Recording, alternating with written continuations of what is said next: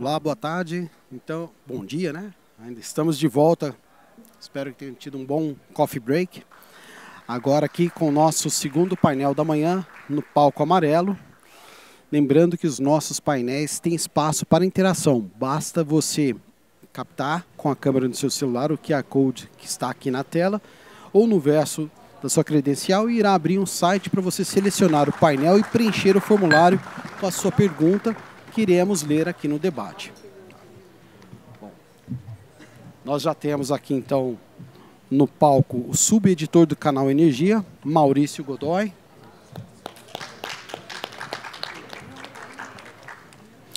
O Maurício é jornalista especializado no setor elétrico, com 15 anos de experiência, atualmente exerce a função de subeditor no canal Energia, é apresentador da live diária Canal Energia Live, transmitida nas redes sociais do portal. Durante a sua trajetória, cobriu diversas áreas do setor sob diferentes governos, abordando mudanças legislativas, políticas de incentivos à fonte de geração, privatizações de estatais e transações entre grandes grupos. Temos também aqui o presidente do Conselho da ABAV, senhor Leandro Borgo. Leandro é formado em Relações Internacionais pela Universidade de Vila Velha e em Filosofia pela Universidade Federal do Espírito Santo.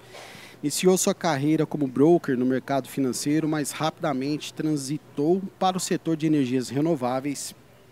Em 2004, foi gerente da planta de uma das maiores indústrias do biodiesel em Piracicaba, na Renova Energia. Em 2007, liderou o desenvolvimento de projetos eólicos, participando de uma IPO bem-sucedida em 2011. Após um ano sabático, em 2013, fundou a Sertão Energia Solar, em 2014, onde desenvolveu mais de 10 gigawatt-pico de projetos e, em 2022, cofundou a ABAV, Associação Brasileira do Hidrogênio e Amônia Verde. Obrigado, Leandro. Também temos aqui no palco a assessora executiva de diretoria de planejamento da ONS, Sumara Ticom.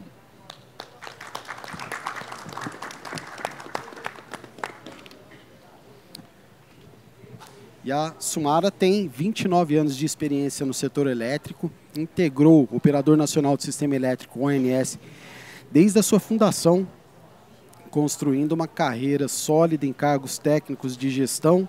Em 2017, tornou-se gerente executivo de planejamento elétrico do ONS, coordenando o planejamento da operação do Sistema Interligado Nacional, SIN.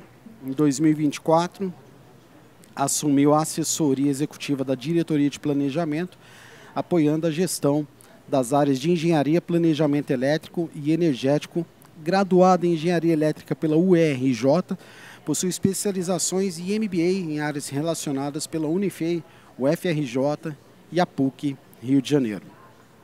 Obrigado a todos os presentes, nossos convidados. E bem na hora aqui, a gente recebe aqui, com muito carinho então, o chefe de controle interno jurídico e de governança do Invest São Paulo, Ciro Furtado.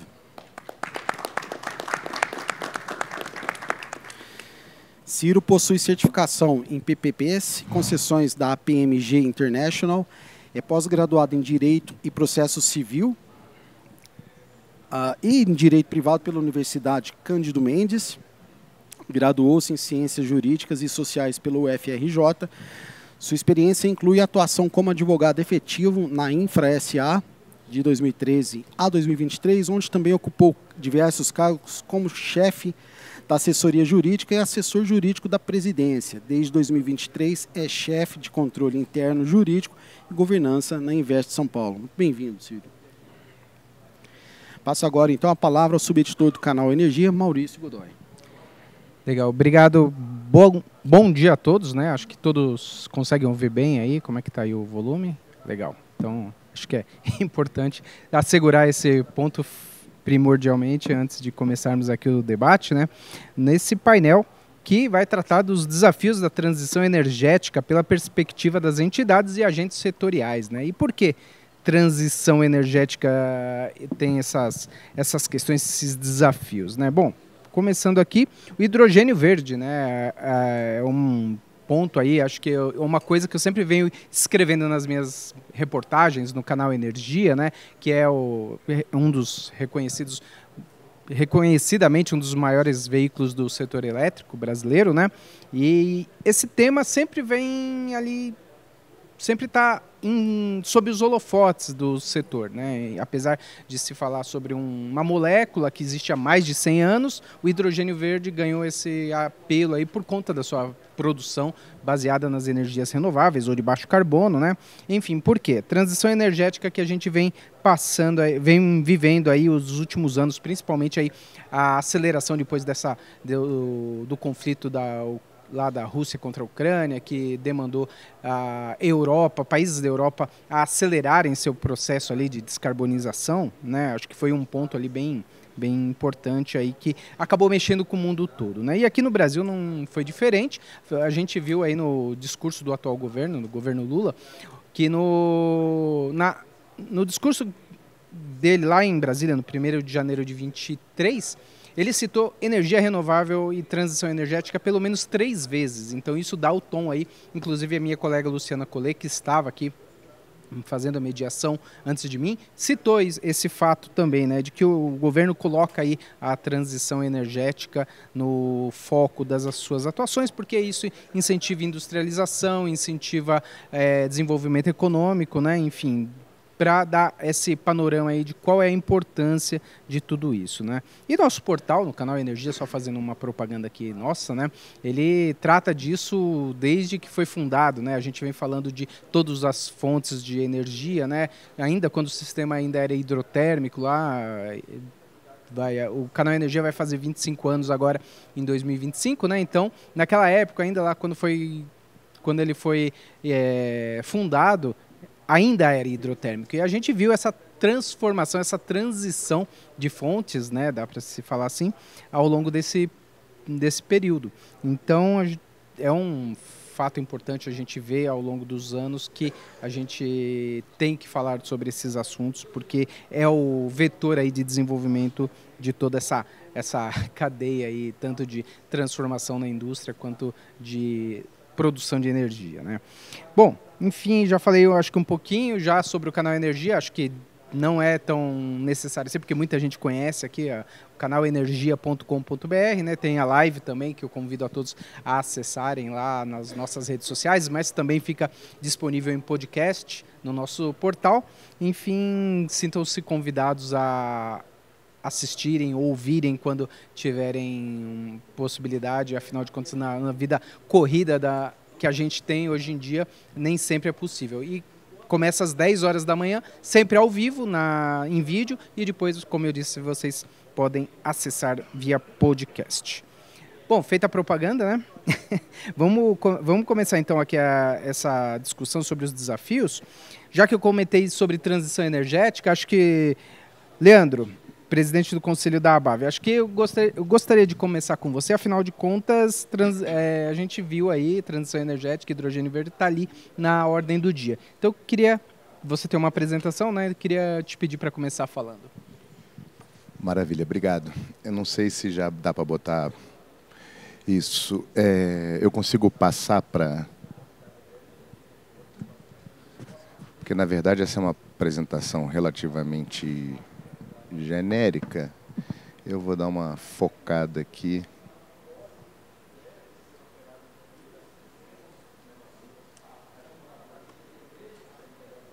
Aqui, deixa ela aí que eu vou usar ela algumas vezes. Bom, então o desafio aqui é a gente falar de transição energética. Por que eu falo isso? Porque, como o colega colocou, o assunto hidrogênio ele veio em pauta por conta de uma questão energética que foi, como muito bem dito, a questão da guerra da Ucrânia, o medo da Europa ficar sem o gás russo, então uma questão energética, e alguma pessoa genial lá falou assim, olha, a gente está tendo muito excedente de energia renovável, eles vêm investindo em energia renovável maciçamente nos últimos 25, 30 anos, e como nós estamos vendo agora no Brasil, pelo comportamento das fontes estocásticas, né, de eólica e solar e tal, porventura você tem uma flutuação e em alguns momentos você tem um excedente que o sistema não consegue absorver. E até aí, tudo bem. Relembrando um pouco da nossa presidenta Dilma, né, a gente ainda não consegue estocar vento, né? O que ela quis dizer é que a gente não consegue estocar energia eólica como ela bem conhece, e ela está certa.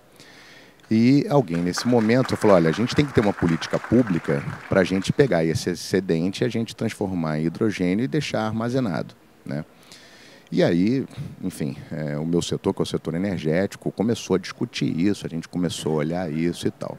Hoje o que eu posso dizer é que o hidrogênio verde, como vetor energético, dessa forma como a gente pensou há 4, 5 anos atrás, ele está muito longe de acontecer. O que significa isso? A quantidade de subsídios que deveriam ser colocados para equiparar o hidrogênio verde com, por exemplo, o seu concorrente mais direto, mais natural, o gás natural, não é a melhor aplicação do dinheiro da sociedade.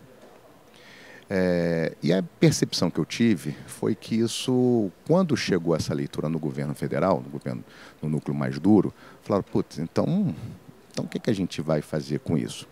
Mas o hidrogênio ele tem um potencial muito maior do que apenas ser armazenamento de energia renovável.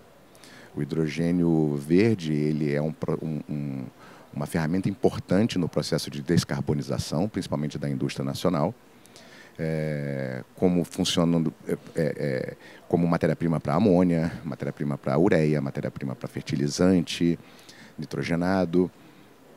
E para a gente fazer o hidrogênio verde, a gente precisa de energia renovável. Então, a pauta de transição energética, ela se mantém, ainda que a gente desvie um pouco, nesse primeiro momento, do hidrogênio como vetor energético, armazenando energia renovável.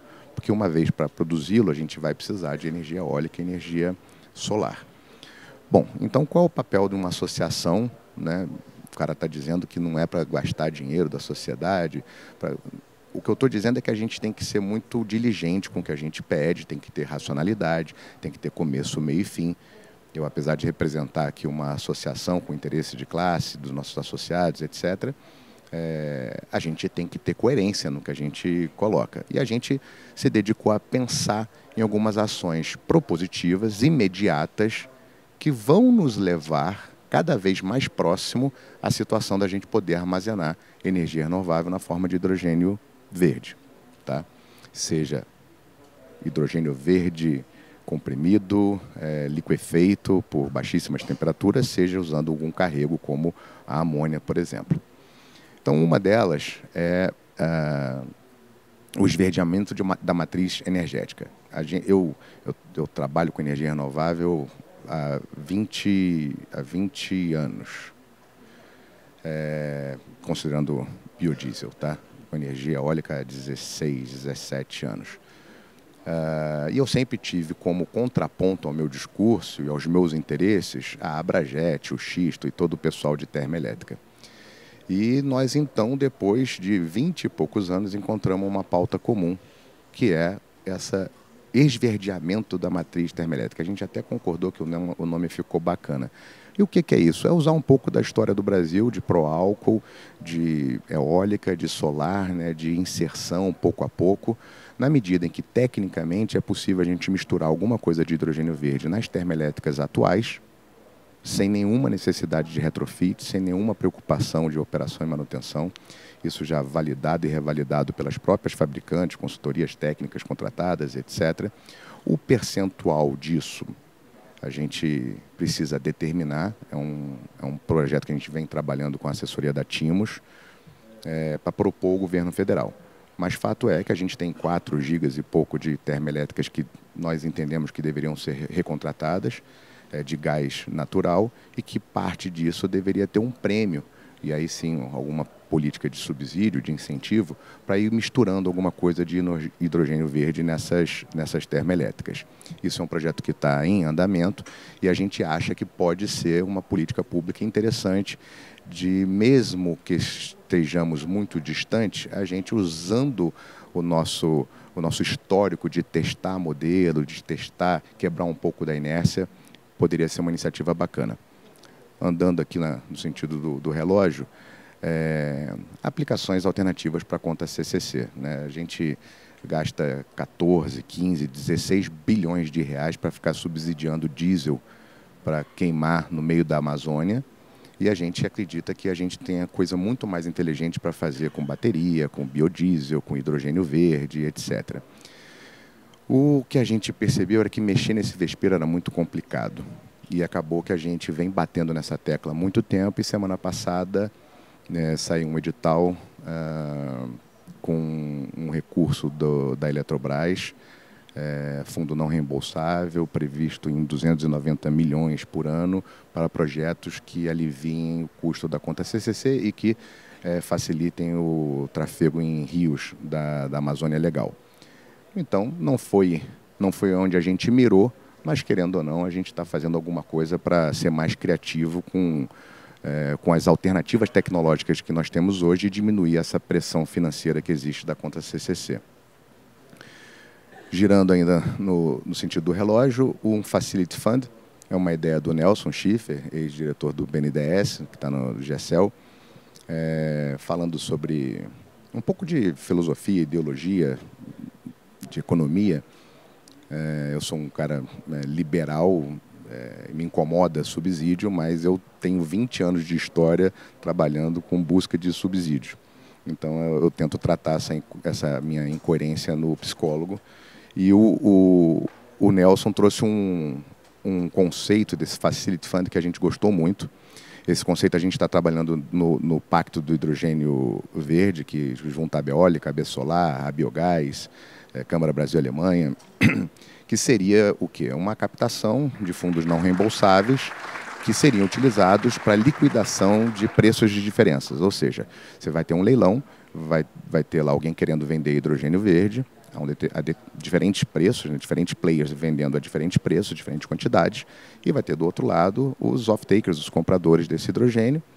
E aí o gestor desse fund e desse leilão, desse processo competitivo, vai fazer com que esse Facility Fund seja utilizado para liquidar as menores diferenças, fazendo assim um match de quem quer vender com quem quer comprar, ainda que eles não cheguem num preço de comum acordo. Qual é a facilidade, qual é a grande vantagem? Se esse Facility Fund tiver 100 milhões, é 100 milhões que a sociedade brasileira ou internacional, porque a gente pode captar esses recursos internacionalmente, mas vai ter começo, meio e fim, né?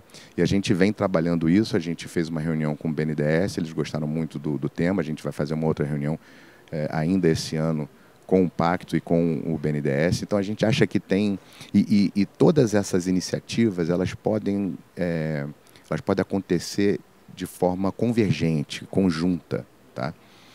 Fomenta a produção de hidrogênio no Constraint Off. Basicamente é o seguinte, eu não estou, a BARV aqui não está pedindo subsídio, eu quero deixar isso bem claro aqui. O que a gente está pedindo é uma política pública. Os empreendedores, eles têm que ser criativos e eles têm que tomar risco. O que está acontecendo é o entendimento de que o constraint off ou o curtailment é algo que veio para ficar. Não nos patamares atuais, mas veio para ficar. Quanto vai ser? 3% na média? 4%, 5%, 8%? Vamos, para fazer conta redonda, imaginar que vai ser 5%? A gente está falando de 80 gigas de renovável, a gente está falando de 4 gigas de energia renovável que vai estar ventando, vai estar com sol, e a gente não vai poder utilizar essa energia. O que eu estou pedindo é, pense num CVU, pense num leilão, pense num modelo aonde o empreendedor que vai estar produzindo hidrogênio, para produzir amônia, para vender hidrogênio, para produzir ureia, para fazer o que ele quiser, ele possa ter uma alternativa de também armazenar o hidrogênio e despachá-lo ele, se assim for necessário, quando for necessário. Então, é um modelo take or pay, com um IPP que não quer, com um produtor de energia renovável que não quer ficar exposto a receita zero nesses curtailment, nesses constraint off, e o player de hidrogênio, de amônia, vai colar nele e vai falar, cara, quando você for desligado, eu compro a tua energia a um preço mais barato e eu aposto, eu fico aqui com ela, o hidrogênio, e ou eu faço amônia e vendo, ou se a ONS me despachar, eu despacho o hidrogênio numa termoelétrica normal. tamanho diferente, etc. Então, é uma alternativa, é criar uma alternativa. Como a gente teve há um tempo atrás, não sei se vocês lembram, acho que, se eu não me engano, Portaria 13, alguma coisa assim. Eu achei a iniciativa super bacana e que não foi para frente, que era, a gente tem gerador a diesel em tudo quanto é lugar, em shopping, hospital, e a gente estava bandeira vermelha, risco, apagão e tal. E, na época, o ministro, acho que era Eduardo, ele falou, puta, quanto que a gente tem de diesel? E ninguém sabia. E isso foi uma iniciativa muito bacana que nem sei, parei de acompanhar, mas acho que não foi muito para frente. Incentivo ao consumidor interno é uma tecla que a gente vem batendo, porque toda vez que a gente discute, e aqui, e eu, e todo mundo aqui está representando a manufatura, o empreendedor que vai desenvolver uma indústria de fabricar hidrogênio, de fabricar amônia. Entretanto, a gente precisa de um comprador para isso. E pouca gente vem pensando em desenvolver pacotes, incentivos ou regras para que o comprador fique mais próximo do hidrogênio, da amônia verde. Um leilão de hidrogênio de baixo carbono, mercado interno e mercado externo, basicamente congrega todas as ideias, a gente pode juntar tudo isso em alguns milestones, em alguns eventos ao longo dos próximos anos, mas a ideia surgiu com o leilão da Alemanha. A gente leu o leilão da Alemanha e a gente falou, olha, muito risco para o produtor interno chegar com esse hidrogênio lá, não vai representar bem o custo do hidrogênio, porque toda vez que você empurra muito risco para alguém, o cara tem que traduzir isso em potencial de retorno, né? E o Brasil, e pequeno, né? Mas por que a gente não inverte essa lógica? Por que a gente não faz, nós, um leilão de venda de hidrogênio, né, para o mercado global ou para o mercado interno, né? Você compra o hidrogênio e faz o que você quiser com ele nos hubs de hidrogênio. A gente não está ali, mas uma das ideias que a gente defende é que o regionalismo no Brasil, as características, né, diversas das nossas regiões e as dificuldades logísticas que o Brasil tem por si só, somadas à complexidade e o risco e o perigo da logística de hidrogênio e de amônia, deveria fomentar algo como uma geração descentralizada, mais aplicada aos seus regionalismos, às suas demandas locais. E aí, nesse sentido, a gente acha que os hubs de hidrogênio deveriam ser fomentados de alguma forma. E, por último, é uma pauta praticamente vencida. A gente achou que com a discussão de quem ia ficar tomando conta desse negócio, a ANEEL e a ANP, hoje a gente sabe que é a ANP, mas que o setor elétrico está acompanhando de perto, que um P&D em conjunto, seria o primeiro P&D de ANEEL e ANP em conjunto. A gente conversou com as duas agências, a ANEEL não gostou, descartou, falou que não faz o menor sentido. A Shell faz esse P&D, a Enel faz também. Se eles quiserem fazer juntos, eles fazem, cada um aloca no seu centro de custos como P&D específico. É verdade. Por outro lado, tem uma questão de marketing, tem uma questão de que a pequena distribuidora lá de Colatina não fala com um pequeno player de Campos dos Goitacazes do setor de óleo e gás, e ambos têm obrigações de P&D. E isso talvez forçasse uma maior sinergia. Bom, estou tentando cumprir meu prazo aqui, faltam 30 segundos. Tentei fazer um grande resumo das ações propositivas da ABAV, são coisas que a gente acha que poderiam ser iniciadas de imediato, e fiz aquele disclaimerzinho do que é o hidrogênio hoje, né? O hidrogênio ele tem relação com o setor e com a transição energética por dois viés, né? Um como vetor energético, propriamente dito, armazenando energia renovável, e o outro, quando a gente fala de hidrogênio verde, a gente fala de energia renovável para produzi-lo, né? É isso, pessoal. Fico à disposição aí para possíveis dúvidas no futuro. Muito obrigado. Legal, obrigado, Luciano. Foi britânico no tempo aqui, zerou ali, você terminou sua apresentação. Obrigado. E já tenho que fazer um disclaimer também aqui, que como jornalista você me deixou várias perguntas aqui, então depois dessa primeira rodada a gente volta a conversar. Agora, Sumara, você do ONS e tal, você está ali no dia a dia da transmissão, da operação do setor, mais focada no planejamento ali, né? E uma coisa que me vem muito à mente, assim, a primeira coisa que eu me lembro sempre, quando a gente fala de transição energética, é uma frase que o ex-diretor-geral, o Luiz Carlos Siocchi, sempre dizia, né, pelo menos no último ano do mandato dele, é de que sem transmissão não há transição, né? Então, isso dá conta de quão importante é a transmissão de energia no Brasil. A gente tem visto aí muitas questões de desligamentos, inclusive o curtailment, como o Luciano comentou aqui, né? Decorrente aí de desligamento que ocorreu, principalmente aquele de 13 de agosto de 2023, né? Então, agora eu passo para você. Então, você tem uma apresentação também, né? A palavra é sua, por favor. Tenho, sim. Eu vou ficar de pé porque eu não enxergo ali. Então, eu vou precisar ficar de pé aqui. Eu acho que eu vou tirar esse fone, que eu fico mais à vontade. Eu preciso só de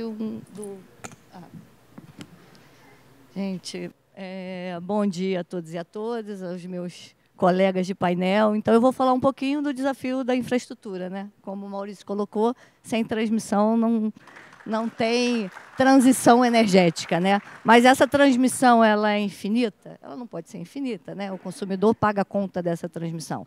Ela tem que atender a um consumidor, né? Então, eu acho que eu vou trazer aqui para vocês... Deixa eu ver qual é. Esse... Eu vou trazer... Deixa eu primeiro adivinhar aqui. Foi. Eu vou trazer um pouquinho para vocês da matriz energética, acho que vocês já conhecem muito bem, esses dados ficam no site do ONS, mas para a gente chegar na transmissão, a gente tem que pensar o que a gente tem de geração e o que a gente tem de demanda prevista para crescer no Brasil. Então, se a gente olhar essa matriz, a solar é a nossa segunda maior fonte da matriz, e principalmente a micro e mini geração distribuída, que passou a ter um papel fundamental, e isso muda completamente a operação do sistema. A gente está falando de recursos descentralizados, que o ONS não tem visibilidade sobre esses recursos, então isso traz um ponto muito importante para a nossa operação. E aí, vocês têm alguns números aqui, a gente pode olhar aqui, um crescimento da matriz da ordem de 20 gigawatts. Desses 20 gigawatts aqui, se a gente pensar que vai reduzir um pouquinho de térmica, aumentar um pouquinho de eólica, praticamente é todo de geração solar. E quando a gente olha para 2029, a análise, o planejamento elétrico que hoje é feito pelo ONS, ele tem algumas considerações diferentes que são levadas em conta quando essa matriz é desenhada, que leva em consideração todos os acessantes que têm custo assinado no ONS, né, que tem contrato com o uso da rede. E quando a gente olha para isso, a gente vê só para 2029 mais 20 gigawatts previstos para entrar em operação. Então, esse número ele é muito relevante quando a gente pensa em geração. A gente está falando aí de 40 gigawatts em 5 anos. E quando a gente olha para o crescimento da carga, a gente está falando aqui da ordem de 13 gigawatts. Então, é um desbalanço muito grande da expectativa de entrada em geração com, de fato, o crescimento da carga no setor elétrico brasileiro. E aí vem a grande questão, que é a transmissão. Enfim, como é que a gente consegue prover infraestrutura para o país, para o Brasil, de forma sustentável, né? E enfrentar esse desafio, que é levar essa geração toda para essa carga, e na hora que a gente precisa, de fato, na hora que o consumidor está exigindo, está demandando dessa geração. Quando a gente olha aqui a curva de investimento, isso aqui é uma curva que, esse é o planejamento elétrico que é produzido pelo ONS, ele tem aqui esse documento que saiu desde 2018, e agora nós publicamos o último aqui em 2024. Ele tem uma expectativa de investimento, aqui não é só leilão, tá? Não são só obras licitadas, são obras também que são autorizadas. Ele tinha uma expectativa de investimento para os próximos 5 anos, ali da ordem de 13, 12 gigas, e isso em 2021 começou a criar um boom, né? Isso duplicou a expectativa de investimentos, depois triplicou, chegamos a 60 bilhões. Os anos de 23 e 24 foram os maiores leilões de transmissão. E agora chegamos aqui em 23 em quase 49 bilhões de investimentos. E essa última publicação ele traz uma redução, porque, de fato, essa sobreoferta, ela tem que ser, quando você olha para essa expansão da transmissão, ela tem que ser alinhada com essa capacidade, de fato, do crescimento da demanda, que não está se concretizando a ponto de exigir mais transmissão para o consumidor, né? Na tarifa final, você tem que aumentar a competitividade da oferta, mas eu tenho que ter demanda de fato que justifique aquela transmissão. Então, assim, houve um boom, de fato, de transmissão, houve um boom de investimento no país em transmissão. E uma coisa importante também que eu quis trazer aqui para vocês entenderem, quando essa transmissão é toda desenhada e essas obras são licitadas e vão ser autorizadas, a ANEEL sempre solicita ao ONS que ele classifique esses empreendimentos, né? Então, nós temos aí um total de 502 obras para entrarem em operação. Algumas ainda não obtiveram outorga, outras estão com problemas de licenciamento, outras têm problemas, estão em fase de implementação e podem surgir todo tipo de problema para esse empreendedor. Mas essa classificação ela denota assim, alguns graus de importância, não é de importância, mas de problemas no sistema. Então, quando a gente olha assim, um problema de atendimento à carga, um problema que a gente chama de regime normal de operação, é um problema que pode acontecer todo dia. Então, essas classificações de P0, P1, P2, ela está mostrando esse tipo de problema para a ANEEL e ela olha muito e ela prioriza, principalmente esses 3 primeiros itens, aí, o P0, P1 e P2, na hora que ela vai precisar fazer alguma autorização. Então, quando a gente olha para o P2, que é a necessidade de restrição para escoamento de geração, significa que eu tenho problemas no sistema e que eu tenho obras já previstas para resolver esse problema, que precisam entrar em operação para eliminar essa restrição, e elas têm classificações diferentes, ou ela não teve outorga ainda. Então, essa é uma forma que o ONS encontra de dizer qual empreendimento é mais... Não é que um empreendimento seja mais importante que o outro. Todos são importantes para atender o que o procedimento de rede do ONS exige para que a gente opere o sistema com segurança. Mas tem graus de diferença. Se eu estou atingindo um consumidor, se todo dia aquele consumidor vai precisar ser desligado, porque eu tenho um problema em regime, isso tem um grau de complexidade maior. Então, esse é um quadro que eu queria, talvez, muitos de vocês não conheçam. Bem, queria trazer aqui também, eu não tenho como falar do ONS sem falar dessa complexidade, de tudo que a geração distribuída tem trazido na mudança da operação do Brasil, né? Então, eu acho que vale a pena dividir isso com vocês. Isso aqui é uma curva, uma previsão de carga, né, de uma curva diária aqui no Brasil. E essa curva pontilhada, uma curva de 2024, e essa curva pontilhada, ela mostra a carga que o ONS enxerga. Aquela é a demanda do consumidor, ele tem esse perfil, isso aqui, se eu não me engano, é uma curva de final de semana, ele tem esse perfil e ela tem uma demanda, aquela que enxerga, que o ONS enxerga, é aquela que aparece pontilhada, né? Toda essa diferença é atendida pela micro e mini geração distribuída. Quando a gente olha para o futuro, para 2029, o que acontece com essa curva? Ela cresce, né, a linha pontilhada cresce, então, assim, nós estamos investindo em transmissão e colocando um monte de obras, a demanda está crescendo, a curva cresce, mas quando eu olho ao longo do dia, o que o ONS está enxergando, a curva de 29 ela é menor, ou um pouquinho menor, ou praticamente a mesma de 24. Isso causa uma série de dificuldades na operação do sistema. Eu coloquei um monte de empreendimentos que eu preciso desligar, eu preciso fazer outro tipo de investimentos em controle de tensão para poder garantir esse vale, eu preciso fazer rampas muito mais profundas. Então, tudo isso traz, de fato, uma dificuldade. Isso é inoperável? Claro que não. Mas isso exige que a gente avance regulatoriamente para tratar algumas questões importantes que eu vou falar aqui para vocês. Então, a gente sai de rampas hoje de 30 gigas e vamos chegar a rampas de 50 gigas. Então, eu acho que esse entendimento dessa dificuldade eu queria trazer aqui para vocês. Quando eu olho para essa curva aqui também, essa área azul é a geração hidráulica prevista e, ao longo do dia, a gente opera essa geração no mínimo, né?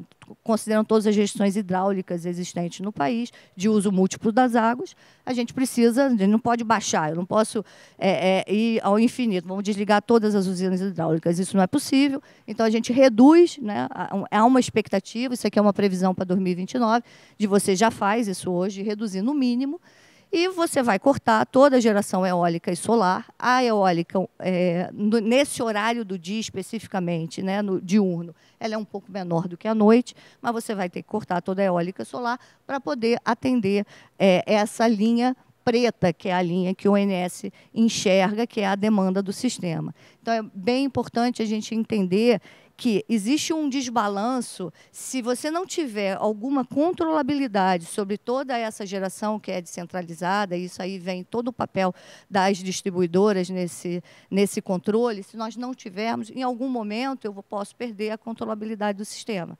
Então, assim, eu não vou conseguir controlar a frequência do sistema, porque eu já desliguei tudo que eu pude na rede básica, na rede centralizada, e a carga for um pouco menor do que aquela que foi prevista, eu não vou conseguir manter a controlabilidade do sistema.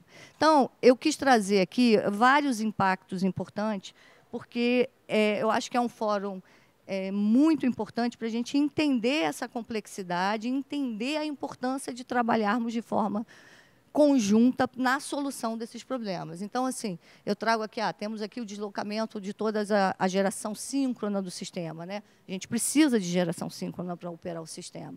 Então, essa é uma complexidade importante. Então, a gente olha nesse quadro aqui lateral, essa amplitude da geração hidráulica, ela vem aumentando, né? Cada vez mais eu tenho que fazer rampas mais profundas na geração hidráulica. Isso tem uma complexidade operativa também muito grande. Eu não vou entrar no detalhe de todo esse quadro, mas o que o mais importante para mim de trazer é a importância da gente ter a redefinição do papel das distribuidoras no aumento da interação com o ONS. Então, o ONS vem trabalhando aqui há muito tempo.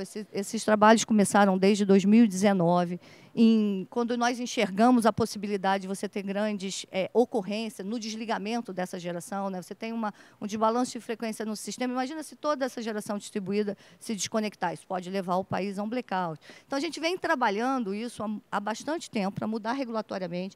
Aqui tem o passo a passo, estou vendo que o meu tempo está acabando aqui. Aqui tem mais ou menos o passo a passo que a gente avançou em diversos aspectos nessa pauta, né? E estamos avançando aqui num projeto que o ONS está fazendo muito importante da integração DSO-TSO. Então, talvez essa seja uma das pautas mais importantes hoje sobre o aspecto do ONS para garantir uma operação segura, que é tudo que todos nós queremos aqui, né? Bem, e trazendo um pouco aqui da questão principal desse painel, acho que sempre também a gente traz, né? E essa questão toda da infraestrutura, né? Eu tive todos esses investimentos, estamos tendo todos esses investimentos, mas isso não pode ser infinito. E o que está acontecendo no sistema? O que aconteceu no sistema, né? Aqui do lado tem um painel para falar do Cortêmis, mas eu não poderia deixar de falar um pouco aqui também de todo o avanço, né? A gente tem ali desde 2020, quanto que nós entramos de geração, quanto que de transmissão os leilões trouxeram para o país, né? Então, de bilhões aí de investimento, mas o setor teve um ponto de inflexão. E é um ponto de inflexão muito importante para o entendimento, porque eu escuto muito pela imprensa que o ONS passou a operar o sistema de forma conservativa. E eu queria deixar bem claro aqui que o ONS não pode operar o sistema de forma conservativa. O ONS tem que operar o sistema exatamente como os procedimentos de rede indicam. O que alterou é que o blackout que aconteceu, ele trouxe uma visibilidade para a base de dados do ONS completamente diferente.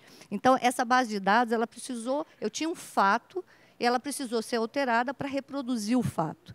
E no momento que ela é alterada para reproduzir o fato, o que acontece com todo o planejamento? Todos os acessos que foram dados e que o sistema era estável para aquele acesso, com essa nova base de dados, ele não é mais estável. Então, houve um delay entre o que a gente planejou para o país, né, e, na realidade, como a gente estava planejando, com base em que informação a gente estava planejando, para o que, de fato, a perturbação trouxe de visibilidade. Então, esse delay, ele, né, tem diversas ações envolvidas aqui com todos os agentes para que a gente consiga melhorar. Eu vou falar um pouquinho delas também, mas é importante entender essa inflexão, entender essa dificuldade que o setor está vivenciando, os níveis de containment, né? Se o containment ele é estrutural, se o containment não é, ele é só conjuntural. É claro que a gente sabe que tem uma questão conjuntural hoje, mas tem uma questão que é estrutural. Todos os países que têm uma penetração de usina renovável muito grande, ele tem containment associado, como meu colega trouxe aqui. Agora, quais são os patamares que isso tem razoabilidade, né? Eu acho que essa é a discussão. E aí, meu último slide, eu tenho um pouquinho de tempo, eu queria trazer aqui, dividir ações para olhar para esse setor como um todo e olhar para a transmissão, para a geração, para o crescimento da demanda. Como é que a gente consegue andar nesse terreno, né? Então, quando você olha em ações de médio prazo, é claro que os leilões de transmissão eles vão ser sempre um caminho, mas eles têm, a EP é responsável por realizar esses estudos de planejamento. Então, assim, ele tem avançado, como eu mostrei aqui para vocês. A gente tem uma ação específica para tentar resolver esse problema a melhorar esse desempenho que o sistema elétrico brasileiro está sofrendo, principalmente depois da ocorrência, né? Depois da visibilidade que a ocorrência trouxe para a gente, da conexão de compensadores síncronos no Nordeste. A gente tem toda uma questão que você fala, você reduz corteio de câmbio, você faz... Como é que você trata isso? É claro que se você aumentar a demanda, se o país crescer, e se você tiver outras demandas, e o ONS já tem pedidos de conexão de plantas de hidrogênio verde, já tem pedido de conexão de data center, isso, teoricamente, é tudo que a gente quer, né? A gente quer aumentar a demanda. Então, isso é muito positivo, só que para isso também precisa transmissão. Ninguém bota uma planta de 1 GB, 2 GB, 500 megas e a transmissão seja suficiente. Mas, para isso, eu preciso de contratos, porque também você não pode botar uma transmissão e depois, se você não sabe se aquilo vai se concretizar. Então, assim, existem avanços regulatórios que aconteceram muito importantes sobre a ótica da geração, que precisam também evoluir sobre a ótica desses grandes consumidores. Trago aqui também questões importantes que estão avançando também, que é a questão das baterias, né? Um leilão de bateria, a inserção de bateria no sistema, ela vai trazer uma maior... isso é uma solução de curto prazo, não é? Mas ela vai trazer uma maior sustentabilidade para esse sistema. Então, a bateria ela vem de forma muito importante também. São ações de médio prazo, mas ela o ONS vê com muitos bons olhos a inserção de baterias no sistema, mas precisamos evoluir regulatoriamente, estamos fazendo isso, com requisitos, uma série de questões. E, como eu já havia falado, a questão do DSO, TSO, isso é muito importante. O Brasil precisa resolver essa questão, precisa avançar na controlabilidade daquilo que está conectado. Isso não é mais um número que a gente pode achar que não tem importância ou que não pode ser descartado ali. Não é a nossa realidade. Bem, aí eu trago algumas ações de curto prazo, bem importante, para tratar essa questão toda que envolve essa base de dados, envolve essas informações. Então, isso está avançando, né? A gente já recebeu aqui um percentual de 6,5 GB. Isso ainda é um percentual relativamente pequeno da base, mas estamos avançando e a gente espera que, com esses modelos, quando a gente conseguir entender exatamente aquilo que está em campo, aquilo que, de fato, o operador está trabalhando, porque toda decisão operativa é baseada na resposta desses modelos. Então, na hora que nós tivermos esse conhecimento adequado, a gente vai conseguir, talvez, melhorar esses ajustes, enfim. E aí vem alguns aspectos sobre algumas questões que o ONS avançou, sobre clusterizações, sobre antecipações de obras que vão eliminar algumas restrições, sobre proteções, a gente pode colocar CEPs nos sistemas. Então, tem uma série de ações que a gente chama de medidas operativas, de medidas de curto prazo, que estão sendo adotadas para a gente tentar, para que possamos melhorar essa operação do dia a dia. E, assim, aqui, por final, também existe um projeto piloto, né, da programação que a gente chama determinativa. Hoje, a programação, quando envolve as fontes eólica e solares, ela é uma programação indicativa. E esse trabalho de ter uma programação determinativa é para dar maior, antecipar e dar maior visibilidade para esse agente nesse aspecto. Então, era um pouquinho disso que eu queria trazer para vocês. Eu acho que eu não violei muito o meu prazo. E agradecer aí, mais uma vez aí por me ouvirem. Obrigado, Sumara. Agora eu vou passar para o Ciro. Ciro, você não tem uma apresentação, né? Mas então eu queria te perguntar quais são os desafios aí que você vê pela Invest São Paulo. Bom, primeiro eu queria agradecer a oportunidade aqui de falar essa nobre plateia e compor esse nobre painel de distintos integrantes. Eu não trouxe apresentação porque a minha fala aqui ela é mais de um caráter de política pública e de realidade de atuação do Estado de São Paulo. Tá? Basicamente, a Invest São Paulo, não sei se se todo mundo tem conhecimento, é um serviço social autônomo, terceiro setor, vinculado ao Estado de São Paulo, que tem a atribuição legal de atrair investimentos para o Estado e de, inclusive, fazer policy advocacy em algumas matérias e também de dar apoio aos municípios, que são, de fato, as bases que recebem empresas e investimentos. Nessa atual gestão, a gente estabeleceu determinadas trilhas de desenvolvimento, especialmente no foco do advocacy, né? E aí você tem lá trilhas de adensamento de cadeias produtivas, trilhas de energia renovável, sustentabilidade. Dentre um dos projetos em curso nessa lógica é o auxílio aos municípios paulistas para que eles consigam ficarem sustentáveis do ponto de vista energético e também do ponto de vista financeiro. O que a gente tinha detectado no Estado de São Paulo assim que entramos? Existia linhas de financiamento concedidas pelo Estado a um juros favorável dentro da Agência Paulista de Desenvolvimento, Desenvolve São Paulo, e não havia demanda de captação desses recursos pelos municípios.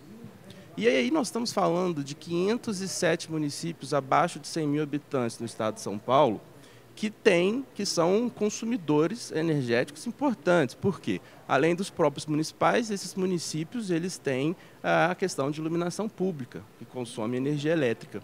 E então a gente tinha a demanda, a necessidade do município, a gente tinha disponibilidade de recursos do Estado para financiar esses investimentos, mas a gente não tinha, por parte dos municípios, projetos para que eles fossem até a agência estadual para captar recursos. Então, qual foi a ideia que surgiu pela nossa secretaria e hoje a gente está desenvolvendo? É um dos projetos pilotos, existem muitos outros, que é basicamente dar apoio aos municípios do início ao fim para a implantação de usinas fotovoltaicas. Tá?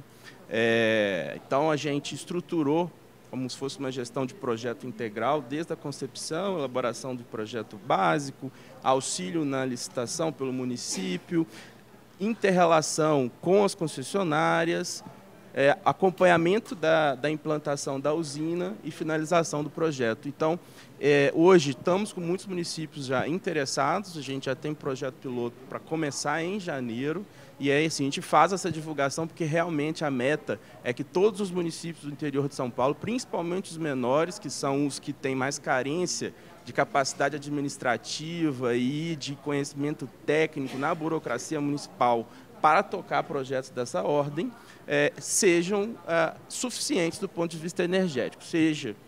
Aí vai depender do interesse, a demanda de cada município, de cada prefeitura, seja para ficar autossustentável na geração de energia para os próprios municipais, onde se inclui escolas, postos de saúde, prédios administrativos, etc., e também na iluminação pública. O segundo momento, e esse ainda está em gestação, esse que eu acabei de colocar para os senhores, ele já está em execução. Tá? A Invest São Paulo hoje virou, então, esse hub de gestão de projetos para municípios que ficarem interessados, para que se viabilize a captura do crédito da Desenvolve. Né? Mas a gente tem um outro projeto que está para acontecer, que é basicamente o apoio aos municípios na transformação do parque de iluminação pública, para que eles fiquem mais eficientes. Existem municípios com metas pouco audaciosas de implantação de lâmpadas mais eficientes, então a gente também quer levar isso para o máximo de eficiência possível. De novo, foco em municípios pequenos, que são municípios que têm carência técnica, administrativa, para tocar projetos dessa ordem. A Invest São Paulo é uma instituição pequena, né? Ela se financia majoritariamente com recursos públicos, apesar de não ser Estado, não ser administração pública. Então, a gente também não tem braços para executar todos os projetos. Então, o que a gente fez? A gente virou um hub de credenciamento. A gente abriu um edital, chamamento público, empresas capacitadas, especializadas na formulação desses projetos, na gestão desses projetos, se credenciam, cumprem os requisitos, já existe lá um preço pré-estabelecido, é feita essa contratação e a gente faz o link dessas empresas com esses municípios para que esses projetos possam sair do papel, o recurso possa ser captado e naturalmente o município ganha uma sustentabilidade maior do ponto de vista energético e financeiro, porque gera uma economia de recursos substancial para os municípios com esse financiamento. Assim, os prefeitos muito interessados, a gente está no início de nova gestão, né? Eles vão tomar posse agora em janeiro, então a gente imagina que esse vai ser um projeto que vai começar a ganhar uma atração bastante importante a partir de janeiro. Eu não sei como está meu tempo, 9 minutos, mas eu vou tocar em outro assunto. Esse 5. Vamos lá. O último, eu estou acabando, prometo ser breve, é a questão do biometano. Tá? É uma diretoria que não é a minha, que está tocando isso, é a doutora Marília Garcês, e eles têm lá um desenvolvimento importante de fomento ao biometano no estado de São Paulo, tá? Como o gás natural ecológico, né?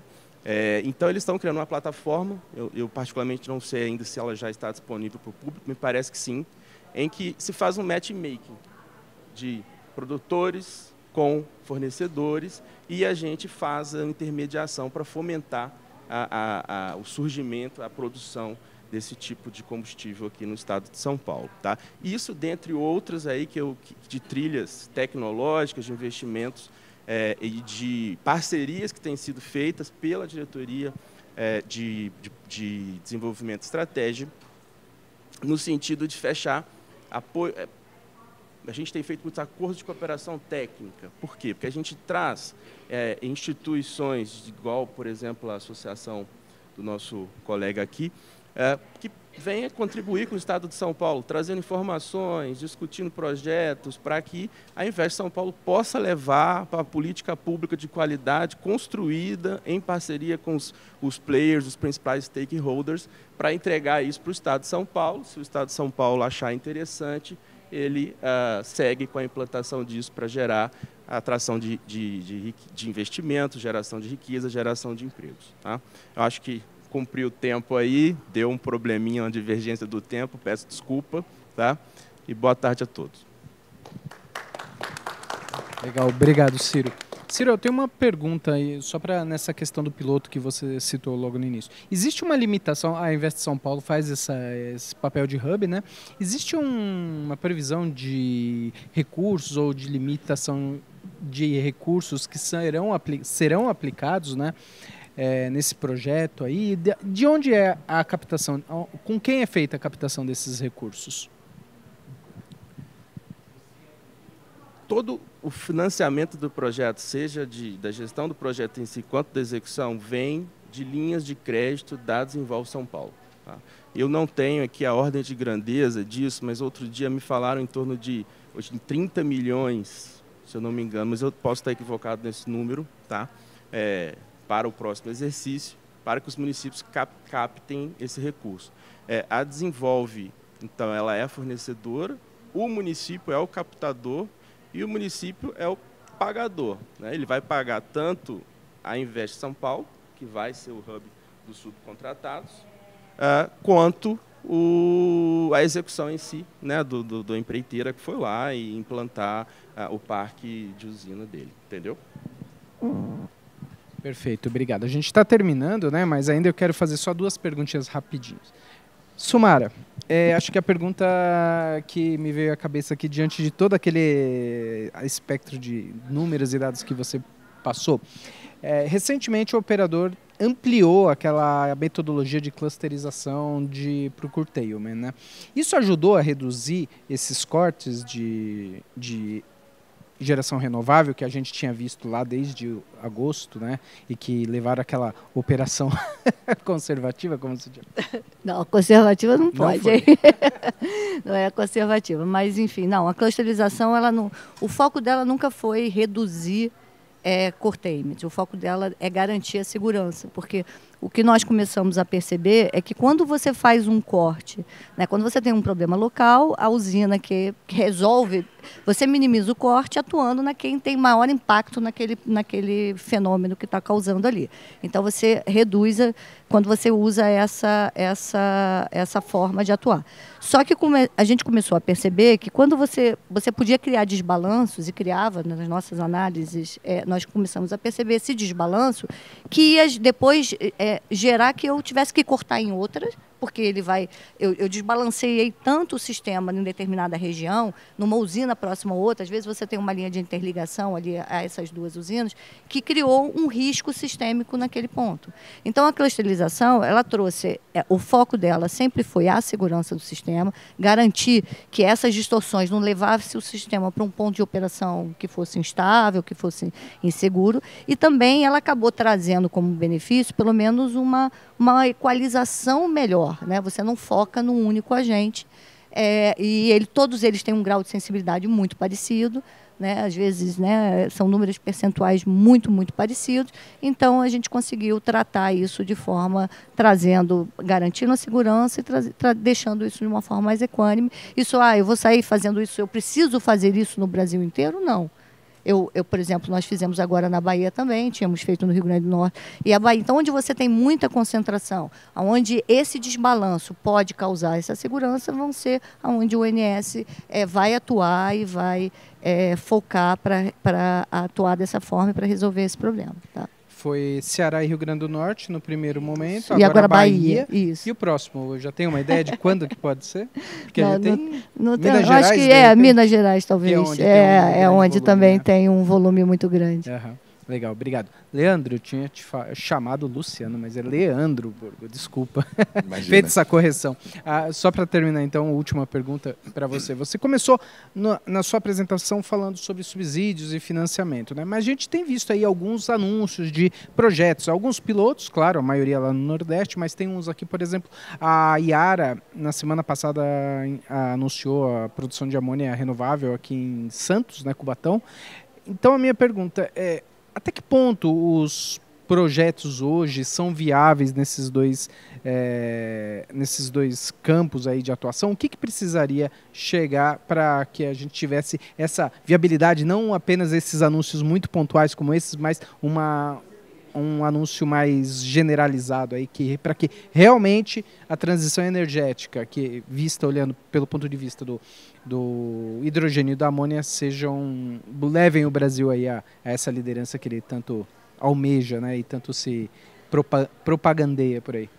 O primeiro ponto, eu vivi 3 momentos muito importantes de inovação, né? Biodiesel. Eu trabalhava numa usina de biodiesel quando o Lula lançou em Piracicaba o Polo Nacional de Biocombustíveis. Depois nós fomos o maior vencedor dos primeiros leilões de energia eólica, né? E depois também, enfim, tive na discussão da geração distribuída na sua gênese, né? Fui com a missão empresarial para a Europa, com o Peptone, com a turma toda para a Califórnia. A gente ia fazer feed-in tariff, ia fazer net metering, né? Então, a primeira coisa é que nesse momento de inovação, você tem uma simetria muito grande das informações, né? Então, fecha a conta, não fecha a conta, vale a pena, não vale a pena, qual é a taxa interna de retorno, qual que não é, quem que vai entrar, quem que vai conduzir isso, a ANP, a ANEEL, setor elétrico, setor petróleo, de óleo e gás, petroquímica.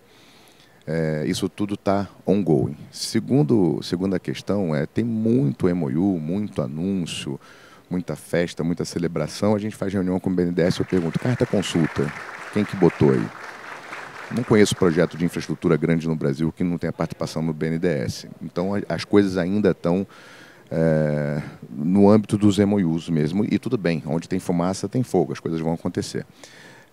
E o terceiro ponto, que falta, é o seguinte: eu fiz muito PowerPoint, eu captei muito dinheiro de PowerPoint com inovação e depois eu fui fazer. E tem uma diferença. Para você fazer, é bem diferente do que você teve no PowerPoint, né? Então, eu dei uma palestra há 3 semanas atrás no Confeia e, assim, eu perguntei para eles: cara, vocês revisaram o protocolo de segurança de transporte de hidrogênio, de amônia? Porque a coisa vai sair de uma lógica para ir para uma outra lógica. Isso muda alguma coisa? Eu não sei, não sou técnico.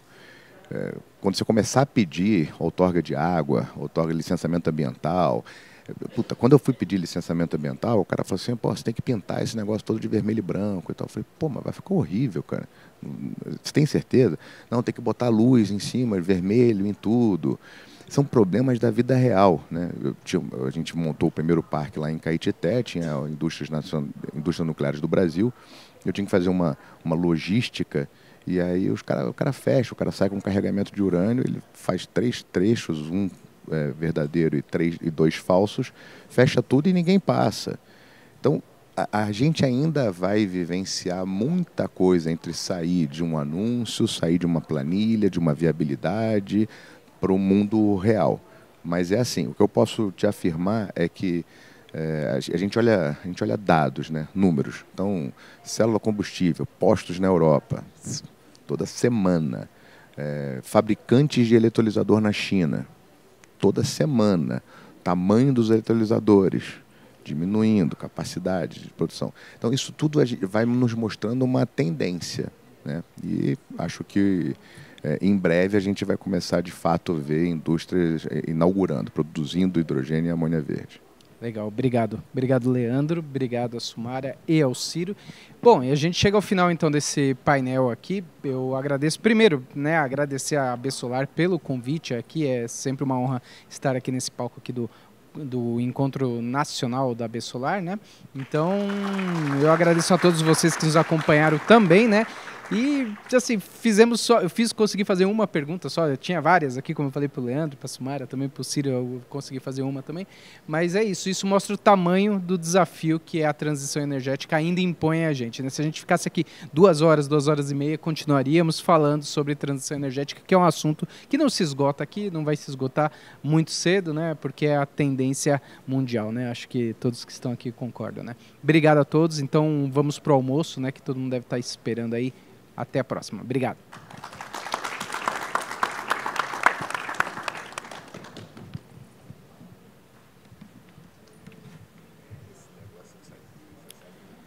Obrigado aos convidados. Antes de sairmos para o almoço, pessoal, peço para que todos participem da nossa pesquisa de satisfação sobre o nosso painel, que vocês participaram agora. Nós vamos colocar aqui o QR Code no telão e vamos dar um tempo para vocês captarem com o celular e responderem as perguntas que nós preparamos. É rapidinho e ajuda muito a melhorar as edições do nosso evento. Além disso, ao responder, vocês terão acesso às apresentações que forem exibidas em cada um dos painéis. Então, relógio na tela e vamos participar.